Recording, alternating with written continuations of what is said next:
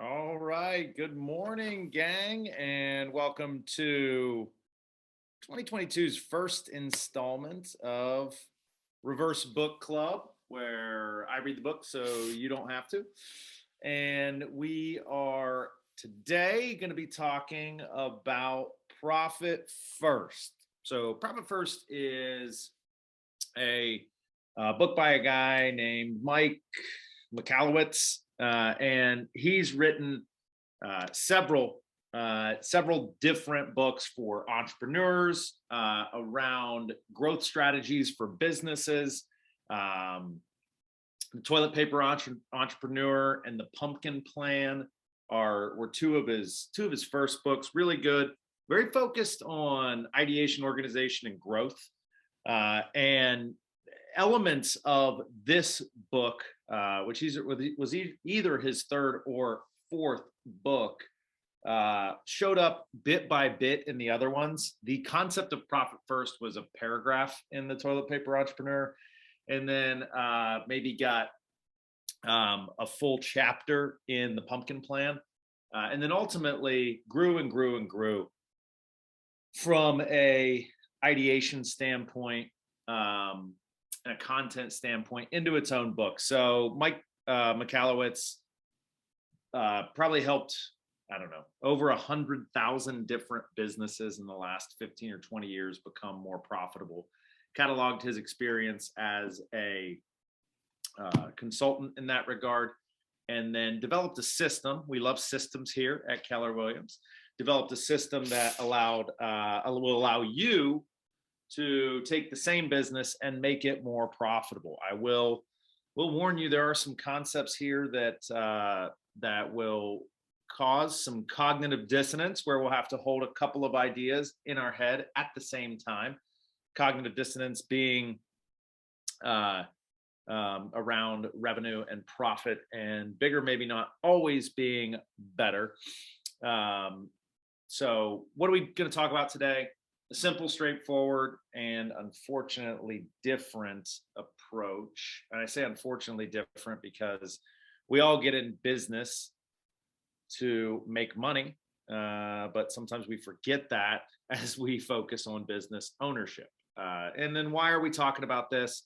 Because we're starting off the year, we got a lot of runway in front of us, and you're overworked and underpaid, and that's your fault. We're going to talk about some things that you can do differently.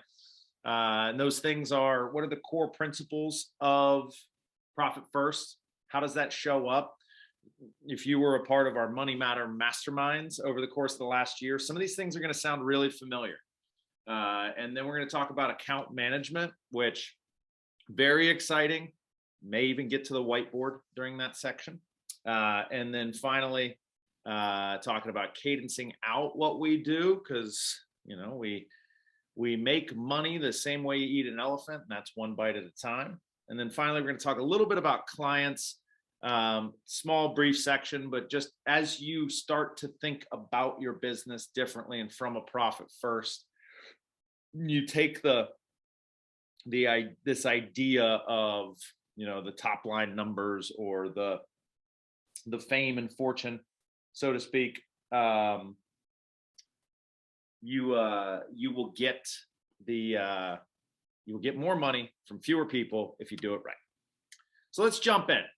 There are 4 core principles, and I apologize. I've started using Google Slides, and I don't know how to set up the animation so I can click through. So don't read ahead, guys. So we're going to talk first and foremost about the core principles of Profit First, and these are not new nor revolutionary concepts. They are not. They're not going to be anything groundbreaking, but they are the foundation of why Profit First is and the concept is so important. So first, leverage Parkinson's law, right? So when we start to break down the accounts that you will manage and the target allocation percentages that you will go after, Parkinson's law is this idea. It came from the 50s, when there started to be a lot of work studies and time studies from a manufacturing standpoint, and even a an office space bureaucratic standpoint. And what it says is that work expands to fill the time allotted for it. Right. That was the big conclusion in the late 50s from this guy Parkinson. And it said work expands to fill the time allotted to it. So how does that tie into profit first? Well, we spend according to our accounts, we spend according to our budgets, we spend according to our allocations. And so when we look at profit first, we're actually going to be talking about reducing an allocation from an expense standpoint, not by saying, oh, there's only, I'm going to spend X or Y or Z, but I only have X or Y or Z left over to run the company on. And then the second core principle is we have to know, if we understand our brain better, which, I think so many of the books that I pick are ones that explore what it means, how our brain works. But our brains work on two major drivers, and they are recency and primacy, right? The first thing and the most recent thing are what live firmly in our minds. That's why when you interview, right, if you're on The Bachelor, Bachelorette, you want to be the first person or the last person, right? You want the primacy or the recency. The models in Profit First are driven around the idea that you are going to put profit first, right? So often we think about our businesses and we think about our cash as I make money, I make revenue, I get a commission check, I pay the transaction coordinator, I pay the photographer, I pay the stager, I pay, for the closing gift, and what's left over is my profit, right? So the formula is for 99% of the universe, sales minus expenses equals profit. And what we're going to work through today is flipping that to say sales or revenue or income minus profit equals expenses, right? How much money do you want to make? And then how much money does that allow you to run your business on? And I know that it's like, wow, Mike, how are you going to talk for another 30 minutes about this subject? I think you just nailed it. Well, there are, if it was that simple, we would all be doing it, right? And then the third thing is removing temptation, right? We have to know that when it comes to money and money management, we are our own worst enemy. And if we have it, we will spend it. If you don't believe me, go back to the Money Matters Mastermind of December.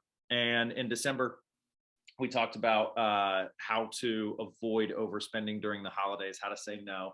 And I think the favorite strategy during that was to freeze your credit card in a glass of water inside of your freezer, so that if you wanted to buy something, you had to wait for it to thaw out.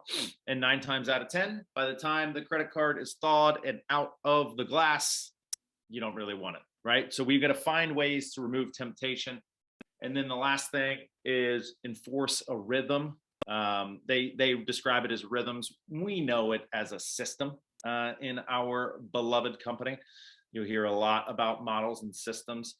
So the great analogy, or the great corollary to all of this from a business standpoint is around dieting and eating. Is actually like where everything really clicks for what we do.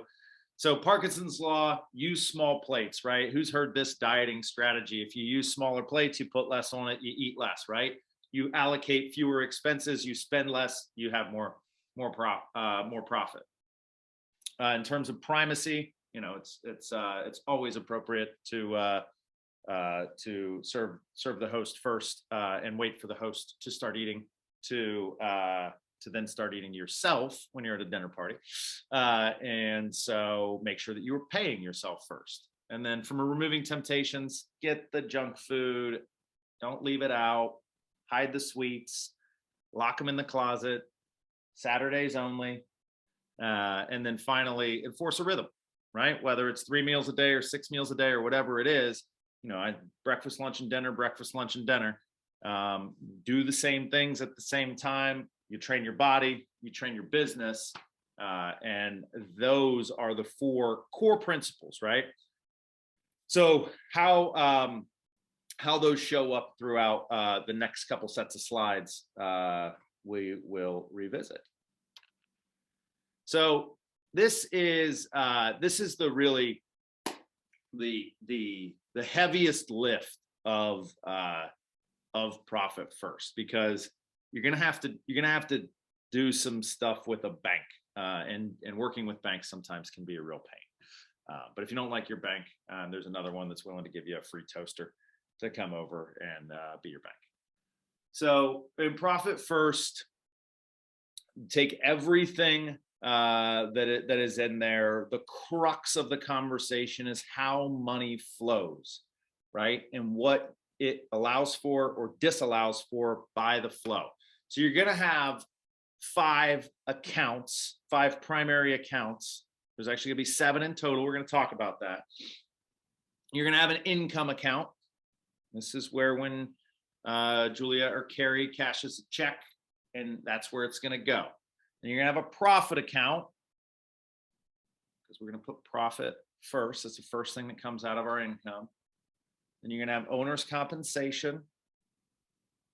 We're going to plan on paying our taxes, unfortunately. Still haven't found a way to fully avoid that, but maybe someday. And then our operating expenses. So as we look at these 5 accounts, income's pretty simple. It's anything you make goes into the income account. And then as we work through target allocation percentages, that's how much of the total income do we want to make. Profit is profit. You want to make a percentage profit, right? If you were evaluating a business on the stock exchange, you might get their 10K, which is a quarterly report that tells you what their operating margin is or what their operating profit is, and then what their profit is, even beyond that.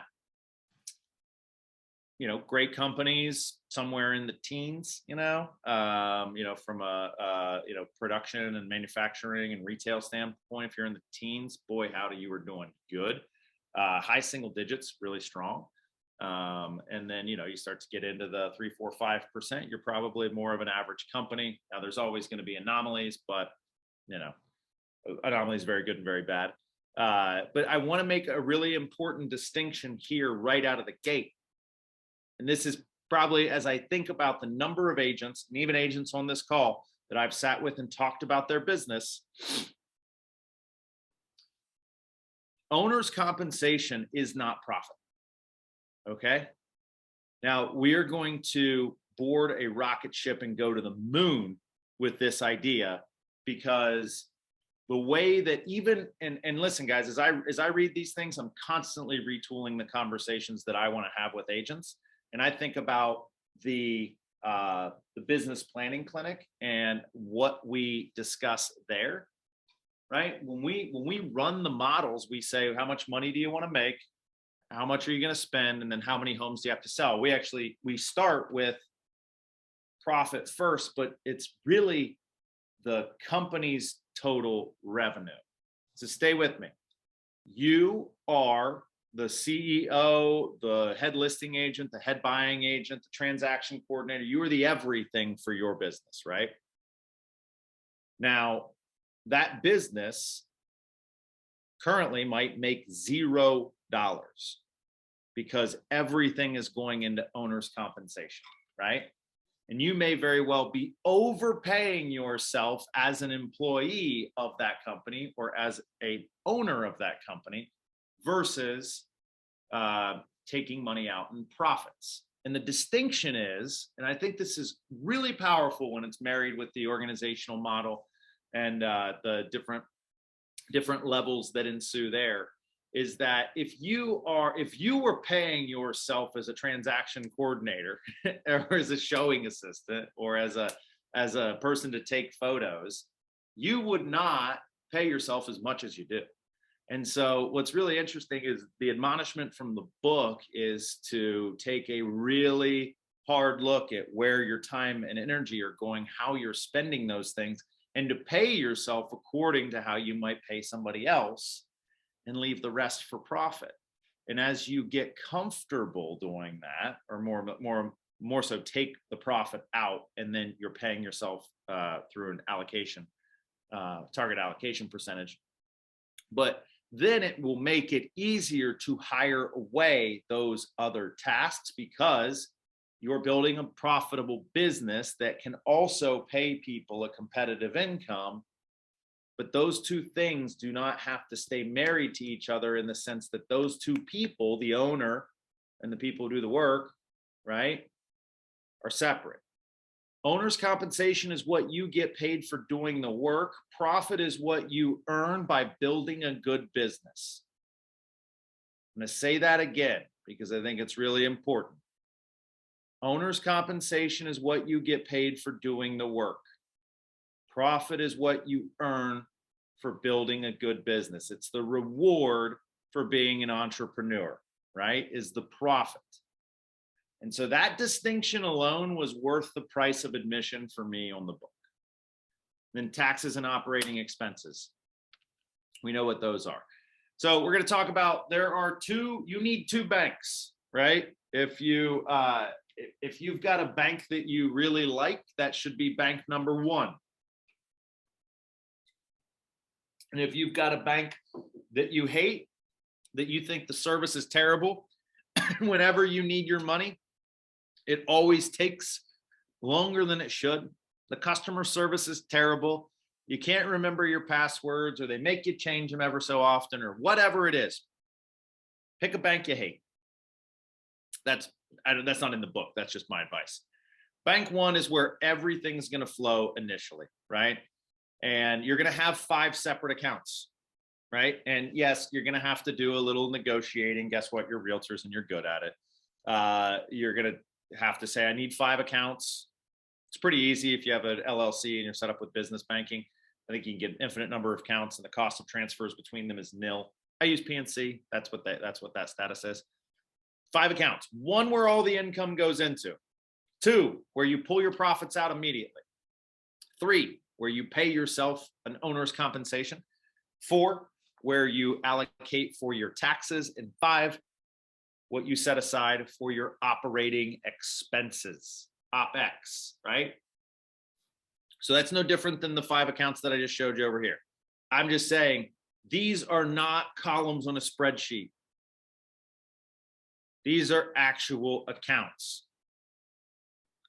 I mean, in my personal life, I have half a dozen accounts inside of my personal banking portfolio through PNC to cover, I won't get into it, but there's a number of different things that I split my money up on, so that I'm only living off of some of it and I'm doing other things with the rest of it, right?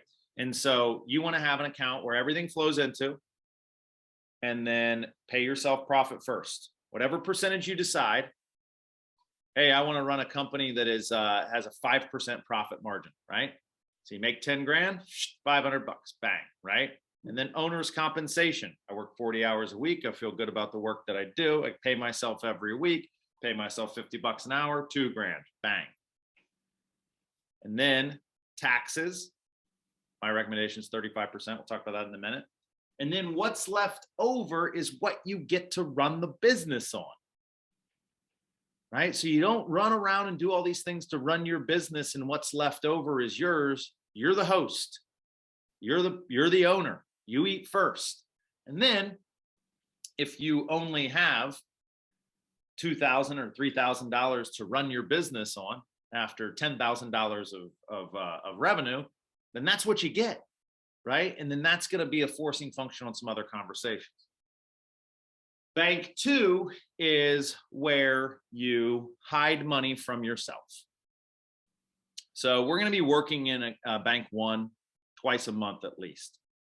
Bank 2 is where twice a month you're sucking everything out of the profit bucket, and you're putting from bank 1 and you're putting it in bank 2 for your profit hold account. And then the same time on twice a month, you're going to take everything out of the tax account and you're going to send it over to your tax hold account. Now, it seems like a redundancy. It seems like something that we shouldn't have to do. But remember, if we go back to number 3, remove temptation, right? Now, if it's January or February or March, and you're in an industry that ebbs and flows and doesn't necessarily have a consistent cadence of the business, right? You know, maybe more people buy your widgets in July than buy them in January. Not saying that that's what happens in our industry, but maybe it does. And so you're sitting there at the end of January, on the 25th is what the book recommends, the 10th and the 25th. And you know, it's you're looking at trying to book a vacation, and you are staring at a pile of money for taxes, and you look outside and you see a pile of snow. Now, if it's just there and it's a couple clicks away to shift that into profit or owner's comp or back into income or spend out of income or how the hell you got it set up, you're going to be more likely to do it, right? If there's a bowl of chips on my table, I have a hard time not eating them. But if those chips are across the hall in my neighbor's apartment, in their pantry, it would be pretty weird for me to go get them, right? And that's what you're doing with your taxes and your profit. You're protecting yourself from them, right? You're removing the temptation of borrowing now from yourself and forcing yourself to pay it back. So when we look at these accounts, right, as you're setting them up, you want to label them with target percentages, right? So that you have a target allocation percentage, which is, hey, how profitable do I want to be? How much am I going to pay myself? And what's left over is your operating expenses. So income's going to be 100%, right? Income's going to be 100%. Owner's compensation and profit are the real question marks here in terms of how much do you want to pay yourself and how much do you want to profit. So I would say the taxes, 35%. It's 37 if you want. I don't, if you've got a big business, I think you can go all the way up to 42% of your highest tax rate, which you can get billed on as an entrepreneur, as a 1099 rather. Talk to your accountant about this. Talk to Bobby Bodner at Breadify about this. But 35% solid, because if you have an overage, then you got a rainy day fund. But I would say profit. If your current business has zero profit because you pay everything to yourself in owner's comp, or you've never thought about the profitability of your business, then start low, 3%. I don't know, 4%. Do not start out and say I want 20% of this business to be profit, because you haven't built the systems or models. You haven't trained yourself. You don't get up off the couch and run a marathon, right? And so what we want to do is take some intentional steps. If at the end, if your GCI last year was, if your GCI was $100,000, and $100,000 came in, $100,000 went out, 3, 4, 5%, $5,000, $5,000 of profit that isn't there or wasn't there that could be if we allocate it right on the front end, pay it out first. And from an owner's compensation standpoint, you can do this as a raw dollar amount and then see what the percentage works out to. And that'll allow you to make the adjustments down the line to drive profit up. Or you might see like, hey, wow, I really overvalue myself, since 50% of, if I'm paying myself X rate, 50% of it is going to owner's compensation. That wouldn't, I wouldn't invest in that business, right? And then, and conversely, it may show that you have a revenue problem, right? If you can't pay yourself $20 an hour and that not be 50% of your allocation of income, then you're not making enough income, which is why, and that's why we go back to, first rule of finances from Gary Keller, lead with revenue, right? So you still want that number to be big. You want it to be big, but you also want to make sure that, you are doing the right things with what you earn. So if I got 100% and I back out profit, and I back out my owner's compensation, I back out my 35% for taxes, what's left over is my operating expenses. And this is going to be really challenging initially, because that number may not seem that big. And there are actually a lot of things that we do. I'm guilty of it myself. If you've ever been out to dinner or drinks with me, and we're having a great time, right? And that's a tax write-off for me. That's an operating expense for one of my LLCs, right? But then I can bookkeep it that way, but I need to account for it differently, right?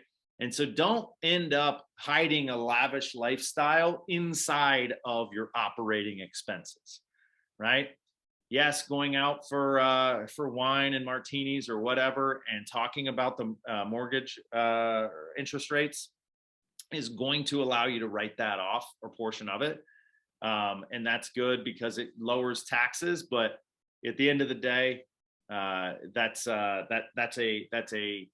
a shell game strategy. What we really want to think about is, if I've got 20% of my revenue to run my business, what are the things that I can keep? What are the things that are really revenue generating? What are the things that I really want, right? Or really need to satisfy my clients? So the way that this flows, again, one more time, income comes in, you take profit out. Then you pay yourself. And then you set aside money for taxes. Then what's left over is what you use to run the company. And if it's not enough, you got to cut things, increase revenue, or maybe both. So now let's talk about cadencing out. How am I going to do profit first on a day-to-day, week-to-week, and month-to-month basis? Well, there are some things that are happening monthly, quarterly, and annually, right? So let's talk about monthly. Now, remember, we have duplicate accounts, right? Duplicate accounts here in terms of profit and taxes. So on the 10th and 25th of every month, twice a month, we're going to check in. We are going to pay our accounts receivable out of our OPEX account, and we are going to shift our profit and taxes out of our income account into our tax hold and profit hold, right? So they're going to go to the other bank. And remember, those 5 accounts that you bring in, we can help with that. And if you know your allocations, hey, it's going to be 22% operating expense, 11% profit. My owner's compensation should be X or Y or Z, and then 35% is going to go to taxes. Carrie and Julia can set up and chop up every commission check so you don't have to do it, right? So then that extra step's taken away. I could go either way on that, guys. I think there is something to penciling it out, clicking it over, seeing that money go somewhere else to help you understand and grow and develop as a business owner. But you're going to do this twice a month. And the reason is that if you do it once a month, your expenses will build up too big and you'll never send that money over to the secondary accounts. You'll find an excuse, or in a really good month, you'll say, we should profit way more this month, right?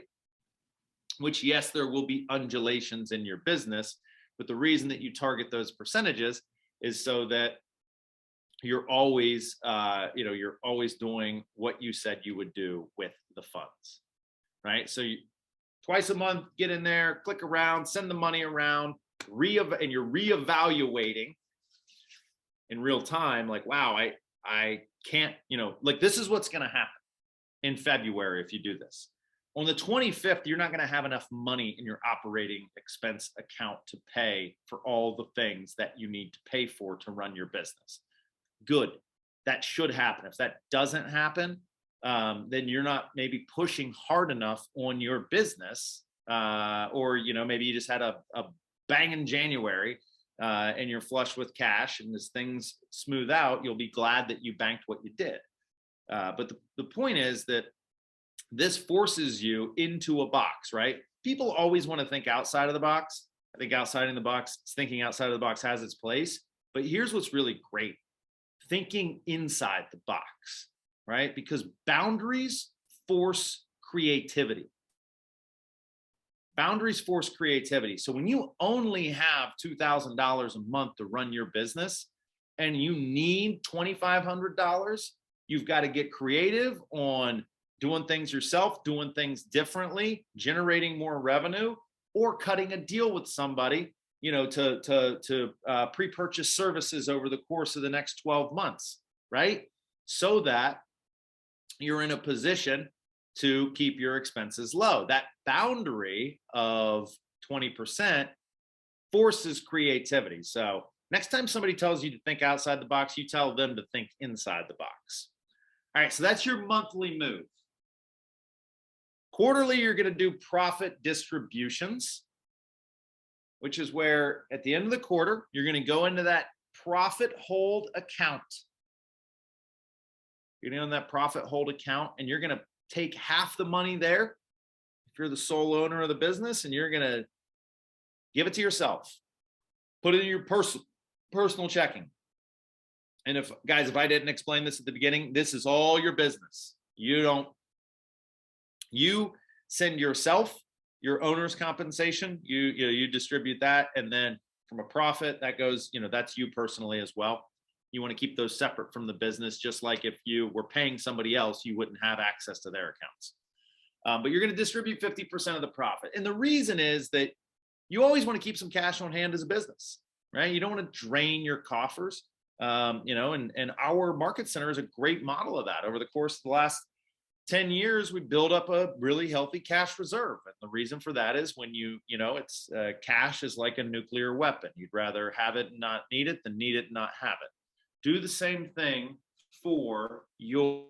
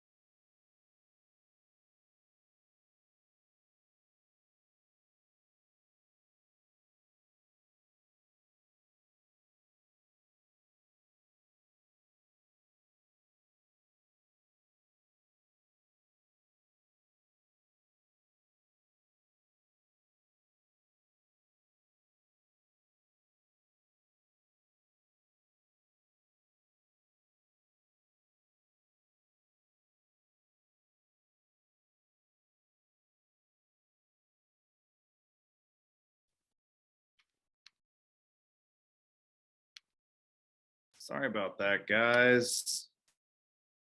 My computer does this really cool trick where it the battery gets to 40%, it just dies.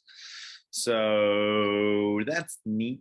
Might be time for a new computer, right? Too bad we're a profit sharing company. I wouldn't do that to you. I wouldn't make you all buy me a computer. All right. But it looks like we filled our idle time talking about Ricky Ray, the newest member of the new Homes team. So that's very cool. Yeah, I would put the computer in as an operating expense. Interesting. All right, so pick it up where we left off. You're going to distribute 50% of the profits to yourself. You're going to leave 50% in there. That does a couple of things for you. That's going to allow you to do a couple things, I should say, rather. One, you're always going to keep some cash reserves, guys, because especially early on, if you get too aggressive on your percentages with this, you're going to put yourself in a position where you're like, shit, I actually need the $1,000, right? And yes, you can go get it, but make sure that you are, I mean, personally, I treat yourself like a bank. Treat yourself like a short-term lender. If you had to go borrow $1,000 cash from somebody that didn't necessarily care about you or like you, what would the usury rates be? And then pay yourself that back. Make your tax payments quarterly. Not a lot of people do this. Easy way to save a couple of nickels, keep them and rub them together. But it also allows you to get into a stronger rhythm. What am I doing? I'm paying myself profit. And then unfortunately, to the extent that I have to, I will pay Uncle Sam. And then quarterly, you want to reevaluate your target allocation percentages. Maybe you set out and you said 4% profit. And, you've been living like a pauper. You've been selling your furniture. You've been moonlighting as a lounge lizard at Gigi's. Whatever it is that you're doing to make ends meet, maybe 2% or 4% profit's not right. Maybe it needs to be 1 or 2 until you get yourself under control and you get your business in line. These guys, listen, like so many other things in life, we cannot work out once or diet once and be in the shape we want to be. Consistency is key, and that's what the cadencing is all about. And then finally, annually, you're going to do a few things that are unique. One is catch up on taxes. So sometimes you may very well have more taxes than what you expected. Your quarterly payments are just assessments. And then 2, you're going to catch up on debt. And this is the one time a year that from a profit standpoint, if you have business debt, you want to pay it down, and pay it down because that's going to impact your long-term profitability. And if you're use your profit distributions to do that as well. One thing to consider, they stress in the book, is the profit distributions should be used for 2 things. Paying down your debt, right? So you run this business to make money, to get ahead in life. Good, do it, get ahead, get rid of debt. The second thing is, as the kids say, treat yourself, right? Go ahead and treat yourself, Polly. I know Bruce keeps the purse strings pretty tight there at the lake. So maybe with your profit each quarter, your profit for the year, you buy yourself that jet ski or that Jimmy Buffett margarita maker you've always wanted, right? But do things for yourself with that money, right? Do not just take your profit and roll it into your personal checking and spend it on groceries, because that's not why you own a business, right? There's no iconoclastic character in books and movies. Mr. Potter is not going to the grocery store. He's living like he owns the damn bank. And so should you with your profits, right? And pay down your debt first. And then, of course, you can always, and you should always, bank some of that in a rainy day fund and put yourself in a position that the worst was to happen, you're ready for it. So what I recommend, what the book recommends, is that from a personal standpoint, We need 6 months in reserve, right? For our personal selves. This is your personal savings. That's completely outside of this conversation because we're talking about business here. But from a business standpoint, you want to take your last 12 months of expenses, what's the average, and roll it forward for the next 12 months, right? You want to have 12 months of expenses on hand for your business because just like you got 6 months on hand for yourself, there are months, and even for people on this call, right? There are months where you might have a plan to sell 3 and you only sell 1, or plan to sell 2 and you only sell 1, or plan to sell 2 and you sell none, right? Doesn't mean you're not going to have a big month the next month because it's all going to roll forward, right? We're expecting a lot of that, some of that from February, and we're certainly expecting some of that come through in March, given, how we've kicked off the month here with the lovely weather.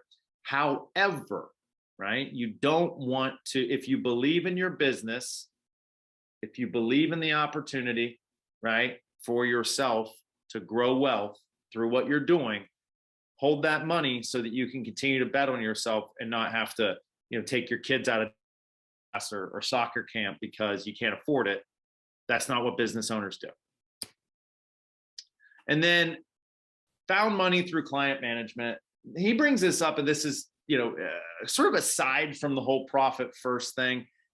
There's adjacencies, but it stood out to me because I think that there's no place in any industry that you can make these decisions and actually have it show up and manifest very quickly. So it's found money, right? Just means that it's, easy money, ground fruit, which is on the ground. It's not even low hanging. It's ground fruit. Fire bad clients. Guys, when you start looking at your time, energy, and resource investment, and you start paying yourself like an employee instead of paying yourself 100% of whatever comes in. I mean, when you work with that horrible buyer, right, you are not getting the $5,000 commission check, right? You are getting, there's $3,500 after taxes. And if I'm paying my company a 5% profit, there's another $250 out the window. And now I've got to pay myself, and I've got to also run the business. So at most, let's say it's a 50-50 chop at that point, $1,700. Well, that's a lot less attractive, right? To work with horrible people.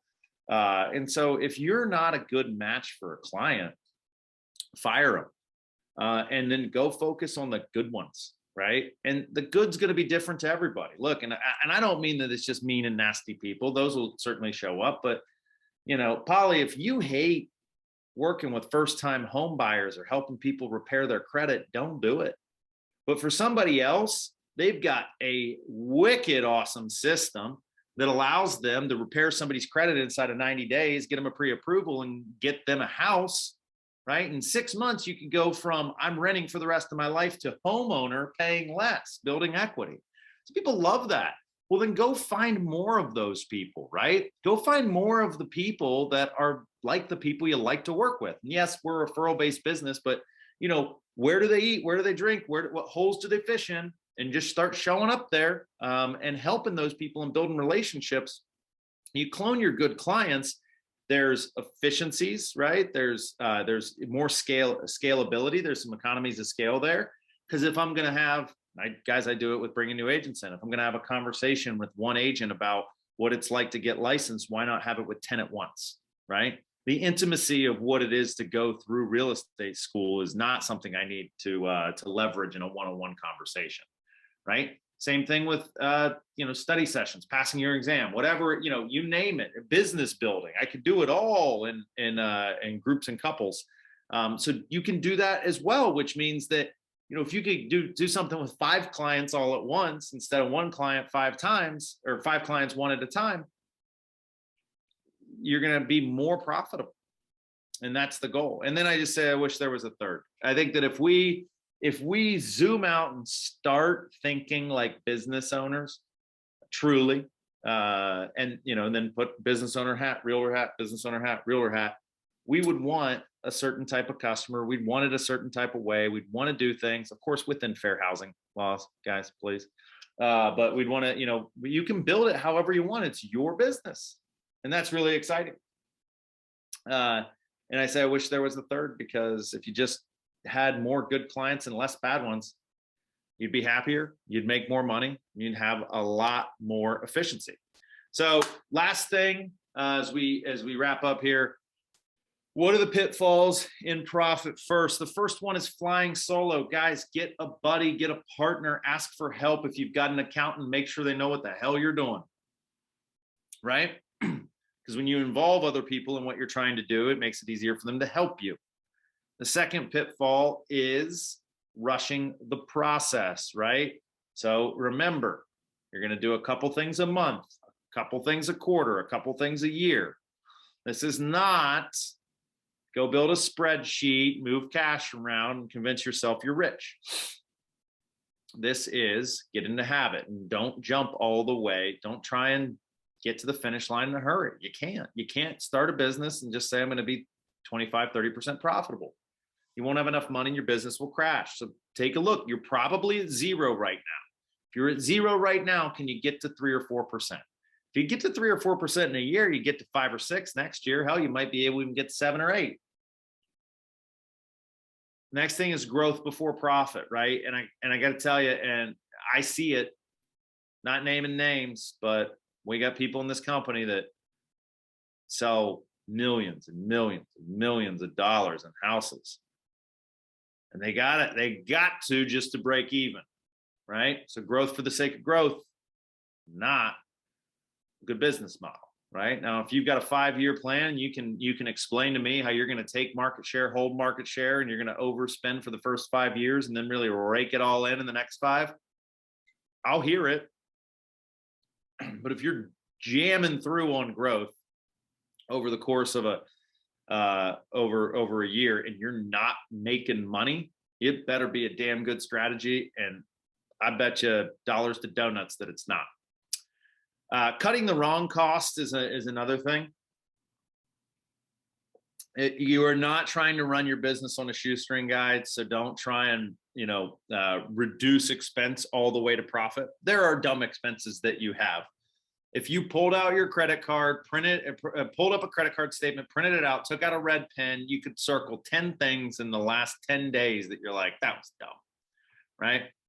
Now I'm not, you're writing off your coffees and you're getting a $5 coffee when you're a $3 coffee kind of guy. Looking at you, Art. But I mean, like, that's the thing. That's how we steal from ourselves. We say, well, I'll put it on the business card. I'll have the double mocha frappuccino unicorn latte, right?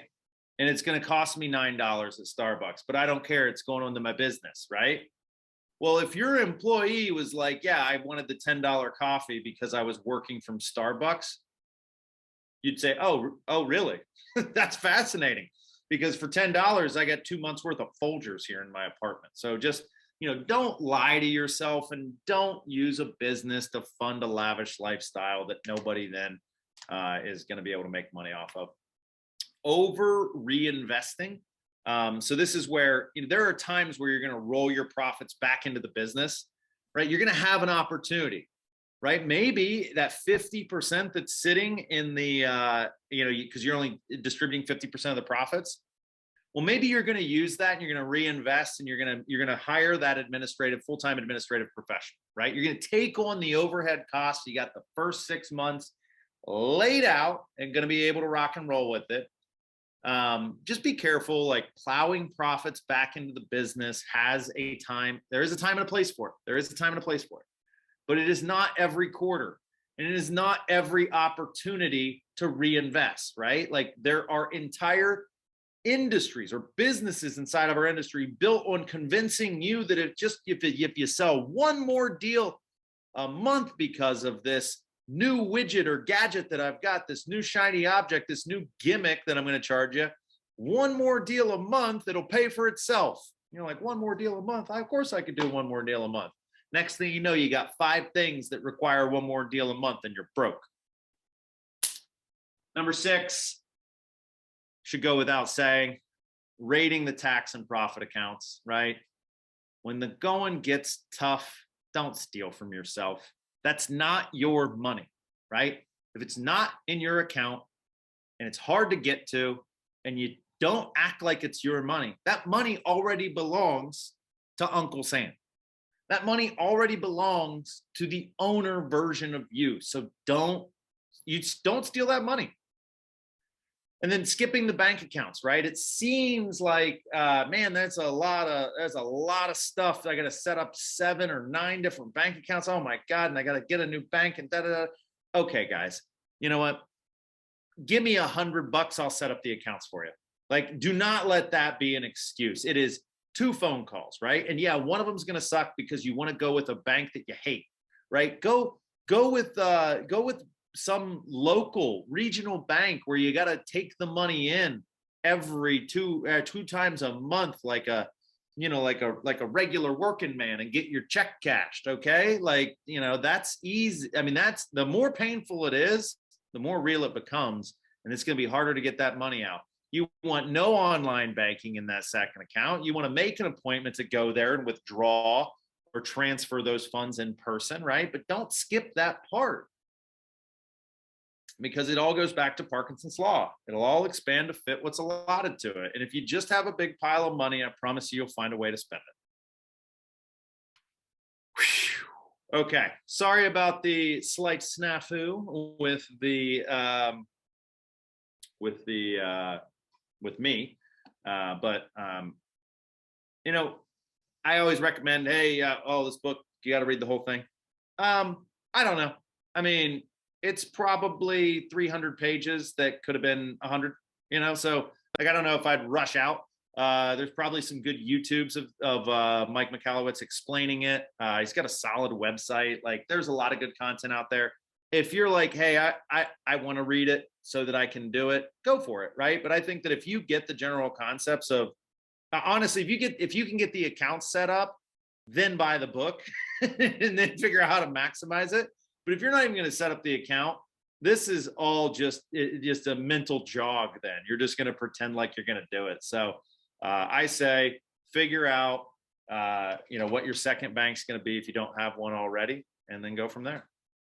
But we got just a couple of minutes left for questions, comments, concerns, smart remarks, and physical threats. So let them rip.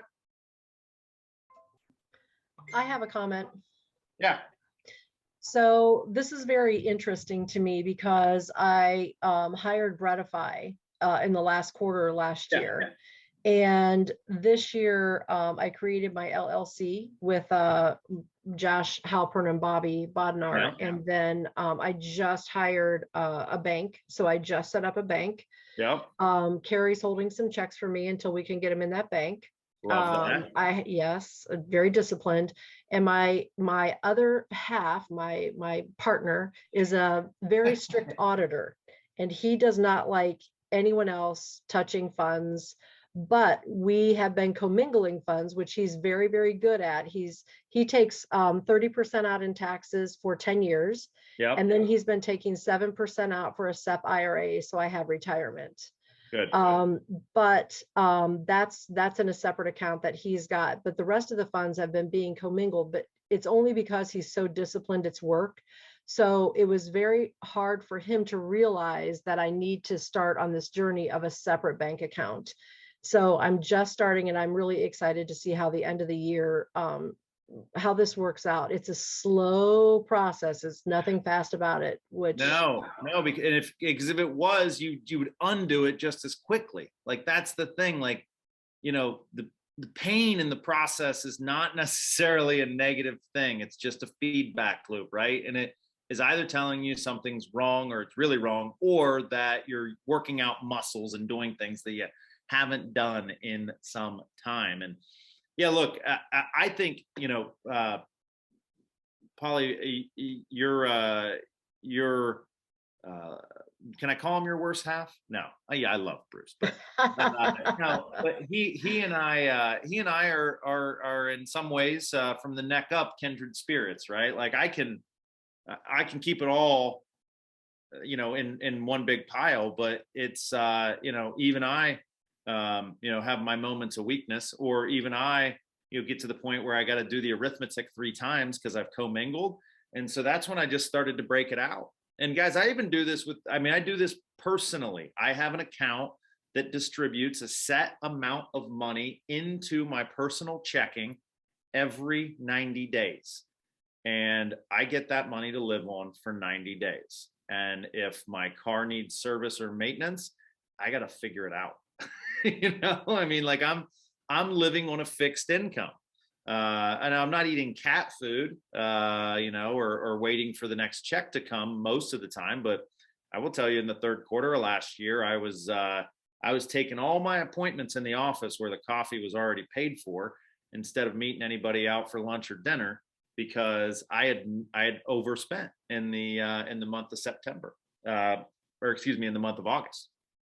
So I think that even the best among us will get bigger, faster, and stronger with just a little bit of rigor put into the system on the front end. But yeah, I would love to check in on that in 6 months or 9 months and see, where things have gone.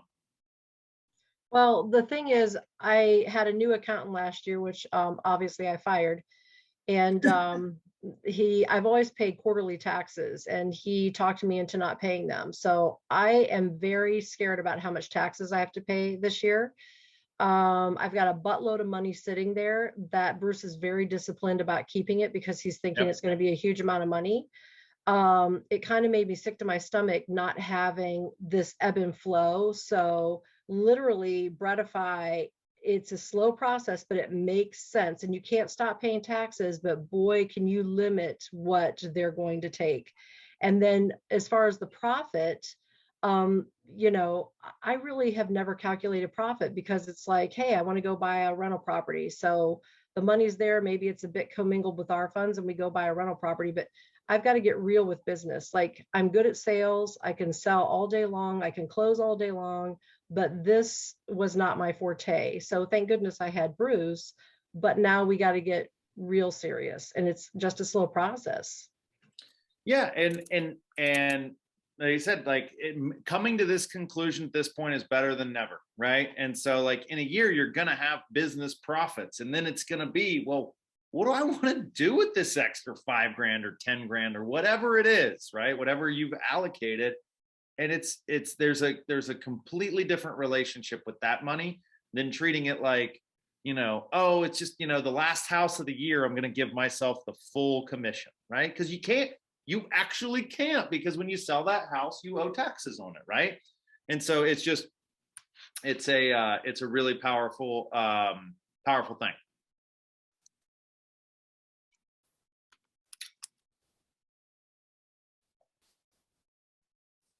Anything else, guys? I like the idea. I mean, it's just something very similar. Well, it's the concept is simple but profound. Like Grant Cardone said, we as humans are not designed to do something complex over a long period of time. So it's just very simple, but profound, and just what to do. And like you say, the cadence, just getting in the rhythm of doing it. And I thought of something sometime like last year, like, I mean, you have people who we hear about professional athletes who were Hall of Famers, but they wound up broke. And I thought about it like, we know there are a lot of realtors selling homes, and they're great at it. They're great people, personality, salespeople. Yep.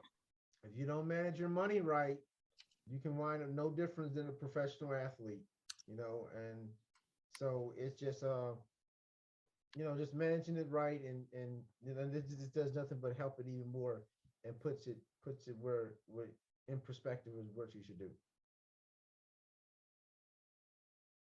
Yeah, it's and guys, it is the hardest thing to do. I was down in Austin, Texas, with all the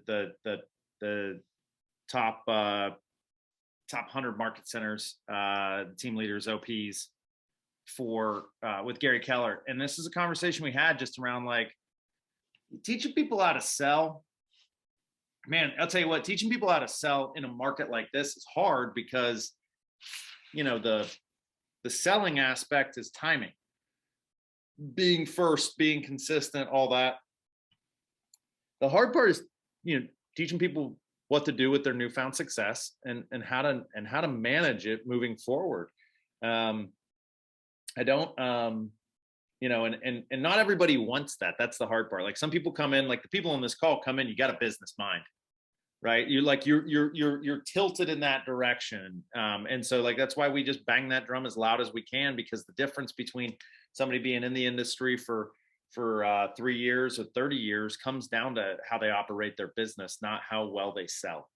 You know, that's a year, you know, the difference in the year, you know, the delta of plus or minus 10% is how well you sell. How well you run a business is about longevity. But guys, I apologize. I got to skedaddle. I've got to hop to my next appointment, but thank you all for being here. If you have other thoughts, let me know. If you have other books you'd like me to read, let me know. Otherwise, we will catch you on the other side of the weekend. Have a good one, Art. Allison. See you guys.